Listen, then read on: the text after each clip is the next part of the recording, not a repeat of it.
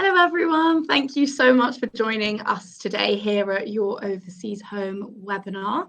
I'm Greta Azzopardi and I'm a property consultant at Your Overseas Home. So today we'll be chatting with Nicole Sandler from Chase Buchanan about your financial considerations that you should think about when moving to Spain. So it's great to have so many of you with us today, whether you're watching live or on demand. Once Nicole has shared her presentation, we'll open the floor up to some questions. And if you have any as you go along, just type them in the questions tab on the right-hand side of your screen. So yeah, I mean, we hope to answer as many queries as we can today, but if we don't get around to them all, please don't worry, because any unanswered questions will be forwarded to Nicole and the team at Chase Buchanan. So yeah, I mean, before we start, for those of you who met Nicole at our virtual event in November, you'll be happy to know that we've secured a date for our next show, which will be held on Saturday, the 16th of March. And if you're new to Your Overseas Home, it's a fantastic property show where you can attend from the comfort of your own home, just designed to arm you with tools and connections that you need to constantly buy a property overseas. So we've got more experts joining us in March than ever before, including Chase Buchanan. So feel free to get your e-ticket today and save the date. I'll just kind of put the registration for our virtual event on the 16th of March there. So feel free to register now, really. But yeah, over to you, Nicole. Could you please tell us more about yourself and what Chase Buchanan does? Sure. Thanks very much, Greta. Thanks for the introduction. Firstly, it's very nice to be here, and it's a pleasure to have the opportunity to speak to you all today, wherever you're watching around the world. And before I begin, I will start in a second by just introducing who I am and who Chase Buchanan are and how we help clients. But I'm conscious we're covering a lot of content quite quickly in quite a short space of time. So don't worry if it feels like we are moving quickly. Personally, I would recommend just to try and watch and listen rather than to take notes, because at the very end, I'll include my contact details with the QR code. Everybody loves QR codes these days. So if you do have a mobile phone or an iPad where you can scan the QR code, it will actually take you directly to my diary. So anybody watching this live or on demand is very welcome to have a free one-to-one consultation with me at a time and date that suits you, because I feel like there's just so many different moving parts when you are looking to relocate to Spain.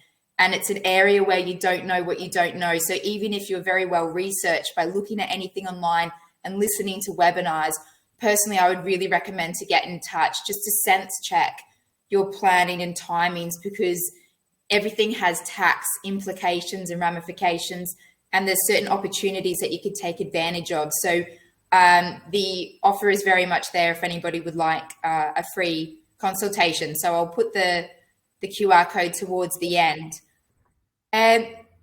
So what I'll cover today is firstly just very briefly explaining who I am and who Chase Buchanan are and where we're based. And then we'll get straight in to talking about the tax essentials of moving to Spain. Not everything is relevant for everybody. This is why I say it's a very individual view when you come to your own personal situation. So just to firstly explain who I am, I'm a cross-border specialist. So I'm based out of the Javier office, which is on the northern Costa Blanca in Spain. And I'm very much a specialist between the UK and Spain, just because I've been here as a financial advisor for 10 years in Spain. And before that, I was in the UK for 8 years as a financial planner there. In saying that, I do have clients from all around the world, from Canada and Australia, everywhere. But my personal background, even though I'm Australian, is between the UK and Spain. So a lot of the examples I talk about are quite tilted to British nationals, but what I'm talking about applies to everybody. So Chase Buchanan are a regulated global and independent wealth management company. These are the areas as a company that we specialize in. For me, myself, I specialize more on the investments, financial planning, retirement planning, when it's relevant, pension transfers and pension planning. If there are any Americans watching, you need to have an advisor that is regulated between the US and Europe to give advice, which isn't myself. but it's my colleague, Alex Ingram. So if there are any Americans, or if you have US connections or US-based income or assets, we have a US arm of our business, and we're very geared up to be able to advise you. Even though it's not myself, everything that I'm talking about today is still very relevant to yourselves on the Spanish side of things. And then also as a company, we specialize in education fees, planning, life and critical illness cover. So I mentioned we are a global company, predominantly based in Europe, but we also have offices in the United Kingdom, Canada, and the USA. So this is what I'll be walking you through over the next few slides when we're concentrating on tax. So it's really important to start off, I think, to talk about residency. And when I have consultations with people, that's usually what I start off talking about, because residency typically dictates timings of when to move. So residency, when you are resident, what does that actually mean from a fiscal obligation point of view? So then we'll talk through the taxes. So income tax, wealth tax, something called national solidarity tax, and then Spanish succession tax, which is inheritance tax in Spain. And then there's a reporting obligation of the Modelo 720, and then basically what not to do and what to do. So I'll cover that towards the end. So as I say, this is a great place to start, residency, because it will dictate whether you move to Spain in the first half of a year or a second half of a year. So these residency rules actually work in most countries in the same way, but you would be classed as a Spanish tax resident if you firstly spend 6 months or more, so 183 days or more in Spain in a tax year. And one of the only simple things I think about Spanish taxes is the tax year is a calendar year, January to December. So as soon as you spend 183 days in a calendar year in Spain, you're going to be Spanish tax resident. And you're Spanish tax resident for the full year. So there's no split year treatment like in some other countries like the UK. So if you move to Spain in April, you're then spending more than 6 months in Spain, and you'd be Spanish tax resident in Spain from the 1st of January. So it's not just length of time. That's a general rule of thumb. One of the other reasons is where your center of economic interest is. So where your job is, if that's in Spain, it can actually automatically make you a Spanish tax resident. Or if you have dependents based in Spain, which is usually applicable for offshore workers. If they have a spouse or children based in Spain, it can actually also make you a Spanish tax resident. So then once you do spend 6 months or more in Spain, you're subject to tax on your worldwide income and gains. It doesn't matter where the income or asset is based or the income's deriving from. If you're a Spanish resident, you pay taxes on everything in Spain. There are, of course, double taxation treaties. Spain has almost 100 taxation treaties signed with countries around the world. And more often than not, people are moving from countries with a double taxation treaty, which just means you'll never pay the same tax twice on income or assets. It evens out. So once you do live here, you're subject to income tax, capital gains tax, wealth tax. You need to declare certain assets that are based overseas outside of Spain. Plus, you may be liable to Spanish succession tax, inheritance tax. So I'll talk you through all of these over the next few slides. And as I've mentioned, the tax year here is January to December. And the reason, just to finish up on residency, the reason it's so important to get right is because if you're selling down on assets in your home country, and typically people are, they're selling down on the main home or perhaps selling investments, ideally you want to do all of that whilst you're tax resident in your current country. Because if, for example, you sold a main home in March and then you moved to Spain in April, you've then spent more than 6 months in the year that you've sold your main home in Spain, which means it's actually then subject to tax in Spain. So unfortunately, it sounds really basic, I know, but a lot of people actually can get this step wrong if they don't have the right advice. So it's really important to get the residency planning right at the outset. So the first tax then to talk about is income tax. And as we go through, it's worth me mentioning that Spain is actually split into 17 different autonomous regions that all work in a really different way from a tax point of view. So some of these tax rules are national, they're the same all around Spain, but a lot of them, and most of them in fact, are actually regional taxes. So it will be a very different tax story if you're living in Catalonia versus Andalusia, for example. So it's important to be aware of that. And I'll point out to you when it's a regional rule or if it's a national rule. And the regional rules change all the time, and they're quite dramatic changes. They're not sort of little tweaks. They can be complete reforms overnight with not a lot of promotion about it. Another thing I would also recommend is to engage with an English-speaking Spanish accountant quite early on. So in some instances, I think it's worth doing before you actually move. For some people, it might only be relevant once they're physically here. But an accountant is the one who will actually tell you what your personal income tax liabilities will be, to do the calculations and to submit them to the Spanish tax authorities.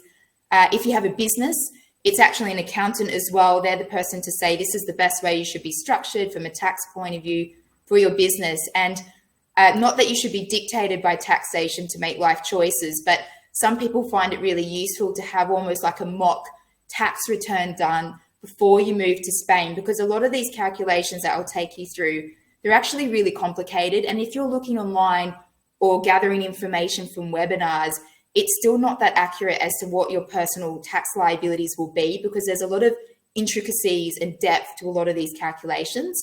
I can point anybody in the right direction if you need help with accountancy contacts and visas and whatever else. So sorry, I go off piece, but I'll always come back. So income tax, it's basically split into two different camps. You've got the general rates of income tax. So that includes things like pension income, rental income, earned income. That's under the general rates. And these will differ slightly depending on what region you live in. Usually the rates are 19 up to 47%. And where it differs is at that top end, it could go up to say 53%, for example, depending on which region of Spain that you live in. It's due at the 30th of June each year. So at the moment, any taxes for 2023, it's not due for income tax purposes until the 30th of June for 2024, based on all the income that was received during 2023. There is a personal allowance. It doesn't quite work in the same way as the UK, for example, but it's €5,550 per person. And there are some additional allowances for certain things as well. That's why I say it's good to engage with an accountant, because they can apply certain allowances and reductions to help minimize what the tax liability would be. So they're the general rates of income tax. And then the other camp is the savings rates of income tax. And these are national rates. They're the same all around Spain. And this includes capital gains tax. So if you're selling a property or investments, it includes dividend income or interest income. And these rates range from 19% up to 28%. Then we have the wonderful wealth tax, which has a really checkered history in Spain.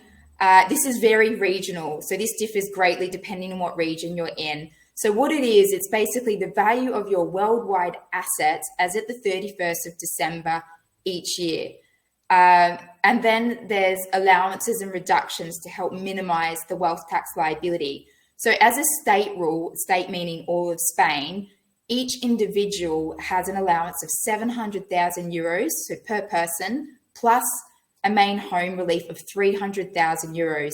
So 1 million per person, and only if your net wealth exceeds 1 million, it's the excess only that's subject to wealth tax. And then the rates range anywhere from around 0.2% up to 3.5% at the top end. But this to me is one of these calculations where you may be able to get a very, very approximate figure if you try and do it yourself. But underneath this calculation, each asset actually is valued in different ways depending on what the asset is. And there's a limitation rule in the calculation to help reduce wealth tax. So it is really hard to get an accurate picture without using an accountant, in my opinion. Luckily, some regions have actually eliminated wealth tax. In Madrid, it's been exempt for some time. I think all the politicians live in Madrid, so it's quite a good tax region. Andalusia came out a couple of years ago and abolished it. Murcia and also Extremadura, which isn't on there, has also eliminated wealth tax. There are ways that you can actually reduce wealth tax to an extent through different investment vehicles as well. So if you do end up with a wealth tax liability and you need to understand how or if it can be reduced, let me know. So in response, I think, to regions like Andalusia abolishing wealth tax, Spain, the central government from Madrid came out and introduced something called national solidarity tax a couple of years ago. And this is only applicable if your net wealth exceeds 3 million euros. You don't need to worry about it if your net wealth is below 3 million euros. So it works in a similar way to wealth tax. You have these same allowances of 700,000 plus 300,000, and there is a credit against any wealth tax already paid. Most people don't have a solidarity tax issue, which is great. In fact, 90% of wealth taxpayers in Spain don't actually have to pay solidarity tax. So as I say, it doesn't affect a huge number of people. If it does affect you, or if you're in that space or on the cusp, let me know and I can guide you through it in more detail. The Modelo 720, so this is purely just a declaration of overseas assets. So if you Google it online, it has this terrible reputation, and it's because it used to have really steep fines involved with late declarations or misreporting of things. That's all evened out now in Spain, but it's really straightforward. It's something your accountant would do for you. It's due at the end of March each year, and all you need to do is declare any assets outside of Spain that has a value greater than 50,000 euros. You don't need to keep redoing this form each year. It's just if something increases by 20,000 euros or if something structurally changes. As I say, it's quite a straightforward declaration to do. It doesn't result in any taxes. And there's 3 different categories of things that you need to report, which are bank accounts, financial assets and property. But what I would recommend is when you speak to an accountant is you just lay everything on the table. This is everything that I have. This is what it is, where it is. And they will just pick and choose what needs to be reported and when. And you don't really need to get that involved. Everybody needs to do a first tax return in Spain. And then on your accountant will let you know whether you need to continue submitting them or not. But you definitely need to do a first tax return. But also I'm conscious as well, in other countries like the UK, for example, it's really easy to do your sort of self-assessment return online yourself. I would recommend to use a professional here. I live and breathe Spanish taxes because I'm just really interesting like that. And I use my own accountant for everything because things change really quickly. And like I said before, they don't actually promote it. So it just gives you peace of mind if somebody's doing all of this for you. Then we have succession tax, which is like inheritance tax in Spain. And if you're living in a Commonwealth country like the UK, again, for example, or Canada or Australia, it basically, the bottom line is Spanish inheritance tax works in the complete opposite way of what you're probably used to. So it applies if either of the following 2 criteria take place. One is if the asset is based in Spain, so you have a Spanish property, for example, or Spanish bank accounts, or 2, if the beneficiary, the recipient, physically lives in Spain. So say, for example, you're a married couple and it's going to the spouse or it's going to children that live in Spain. If it's a Spanish asset or the person receiving the inheritance lives in Spain, then succession tax will apply. And this changes again very much between each region of Spain. And the rules change all the time. I've been here for 10 years. I think there's been 4 rounds of very dramatic succession tax changes to Comunidad Valenciana, where I am.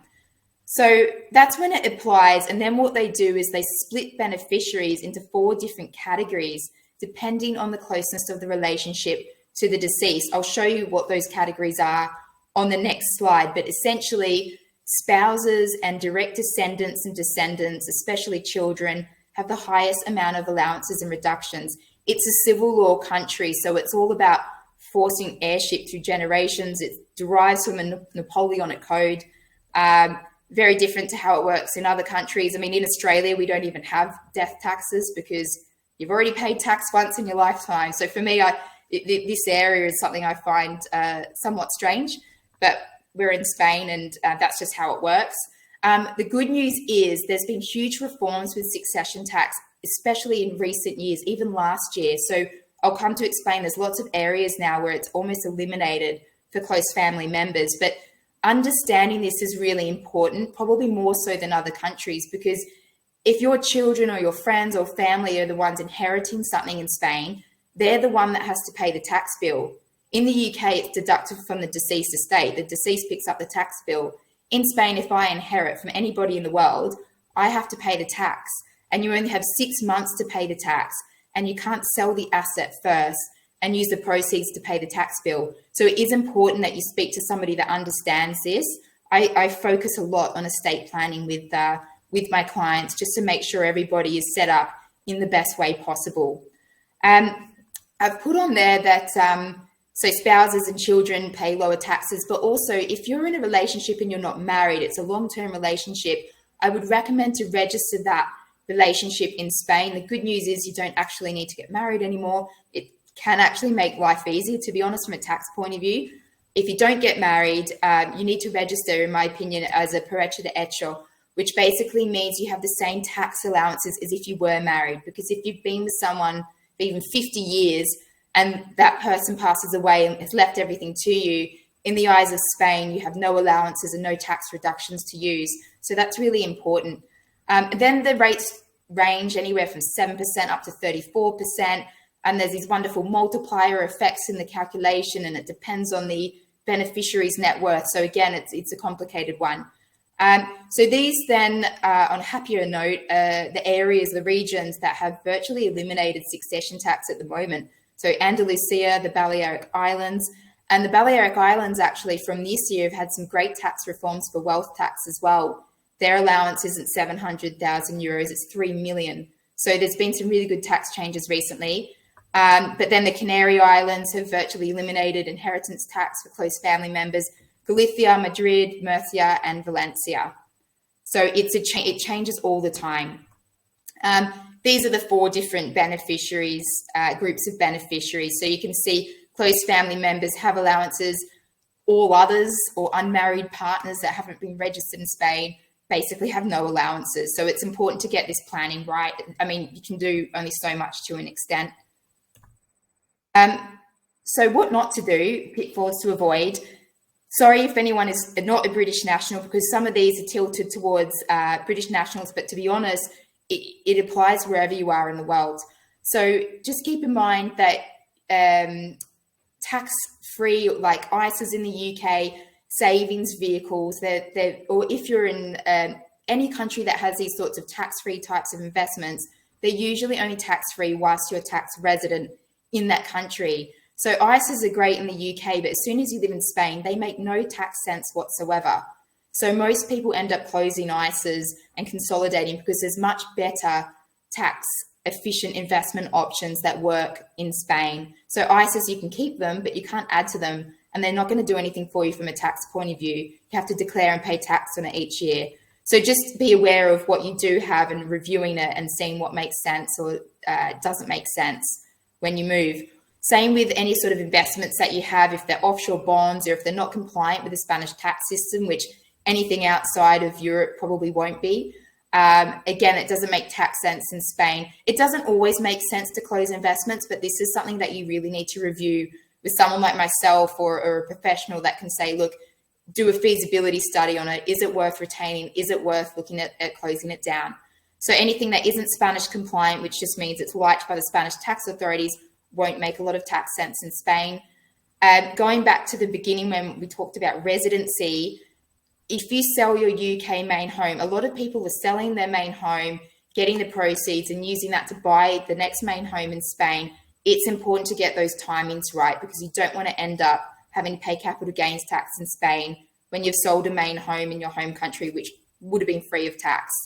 Anyone with a trust, in short, they don't work in Spain. Even if you're the beneficiary of a trust, Spain view them to be totally transparent from a tax point of view, which means you need to declare and pay tax on it as if it's your own. So trusts are very much a common law concept. Spain is a civil law country, and those two worlds totally collide from a tax point of view. So again, something that needs to be reviewed. For UK or people with UK pensions, basically, the 25% tax-free lump sum you can take as a UK resident, and it's free of tax. It's not free of tax in Spain. It's fully subject to the general rates of income tax. So if you are 55, so you can access a UK pension, it's another consideration to have before you lose UK residency, which again, a lot of people get that wrong and they end up paying income tax in Spain when it could have been completely avoided. So what to do, I think, is just to speak to someone like myself and just go through everything that you have to sense check it to make sure you're either on track or understanding what your options are if you do need to maneuver in any way. So one quite large change post-Brexit, which I still think a lot of people don't realise, is that if you have a UK financial advisor and you leave the UK, they can't actually continue to provide you with financial advice once you're no longer UK resident, unless they've got European permissions to do so, which almost none of them have. So you're probably paying an advice fee for them as well. So it's really important to advise your UK IFA or your advisor that you are leaving, and they have to basically leave you at the border. So if you've got pensions or investments, you can't do anything with those once you leave. The funds can't be updated, and that can be really detrimental to the performance. So if you do have investments, you do need to seek advice. So as I say, it's just reviewing everything, making sure the main home is sold in the right way at the right time, and understanding the difference in estate planning systems. Sorry, I feel like I've talked at everybody very, very quickly, but that's the QR codes. Sorry if you hate them. I hate them myself in a restaurant. But if you do have a mobile or an iPad, if you scan that, it will go directly to my diary and you can just book in a time whenever it suits you. As I say, there's no fees involved. I'm just really happy to help give you all the information that you need so you've got peace of mind that you're moving over. I'm also doing a visa-related webinar. I'm not an immigration expert in any way, shape or form, but I'm doing a visa-related webinar on Tuesday with a Spanish immigration lawyer. If anybody needs help in the visa space, let me know. But otherwise, if you don't use QR codes, no problem. That's my contact details. So you're very welcome to reach out and ask me anything that you might need. Great. Thank you so much, Nicole. I personally love a QR code. Might as well make the most of technology. I'm still that person that sits there in a restaurant waiting to receive a menu and then they come to take my order and I've just forgotten about it all these years on. Okay, brilliant. Well, that was so helpful. Thank you so much for your time today. You're welcome. We do have a few questions actually that we could just pass through now. So yeah, Frank has asked, what is the best thing to do with savings to hedge against inflation and have them reasonably accessible? Yeah, it really depends on what your options are. If you do need them to be accessible in the short term, I would say less than a few years, investing isn't appropriate. So then it's, well, what do I do with it? Which would be keep it in a bank account, probably something with a decent interest rate. So if you are in the UK, it might be worth keeping it in the UK because the rates on the bank accounts there will be higher than in Spain. And then if you can lock it away for certain periods, usually banks can award you with a sort of a term savings account. If it's 30, 60 or 90 days, you typically get a higher rate. But it depends on what your objectives are. If it's a short term, keep it in the bank, basically. Okay, great. Thank you. Heather's asked, if you have a UK job where you mainly work from home, for how long can you work based in Spain without any tax issues / implications, assuming your employer is okay with it? For example, could you work for a couple of months?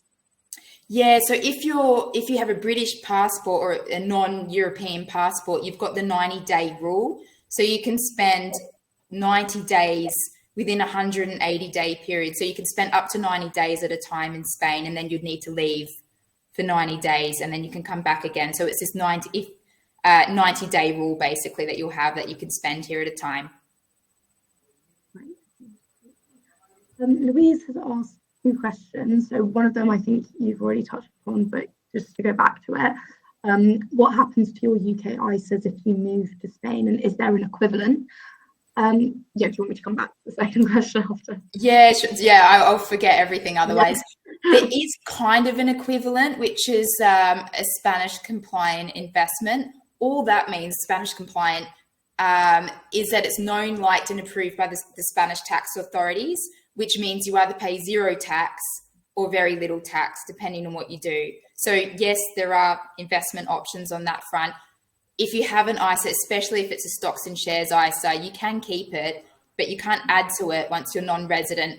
and you need to declare and pay tax on it each year. So you may as well close it basically and take the proceeds free of tax whilst you can as a UK resident, and then reinvest it into something that makes more tax sense. It's only relevant, it just depends on what your personal objectives are as well, you know, how long your time horizon is and what your plans are. So it definitely needs a conversation. Yeah. And how does wealth tax work? What is the threshold for having to pay it? And are there ways around it to protect a large amount of money?